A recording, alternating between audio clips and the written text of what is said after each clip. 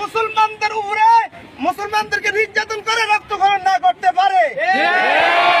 এই জন্যই মুসলমানরা একত্রিত হয়ে এক এবং নেক হয়ে আমরা আল্লাহর জমিনে বাঁচতে চাই, ঠিক কিনা? ইনশাআল্লাহ অতি ভবিষ্যতে আমরা ইহুদি এবং খ্রিস্টানরা যদি আমাদের মুসলমানদের বিরুদ্ধে কোন ধরনের পথ বাছাই করে নেয়, তাহলে আমরা ইনশাআল্লাহ কি করবো, সেটা প্রতিহত করতে চেষ্টা করবো।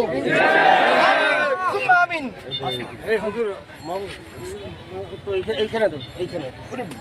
বাবা তোরা বেশি আলহামদুলিল্লাহ ওয়াহদা والصلاة والسلام على نبي بعده أما بعد أعوذ بالله من الشيطان الرجيم بسم الله الرحمن الرحيم ولا تهنوا ولا تحزنوا وأنتم الأعلون إن كنتم مؤمنين।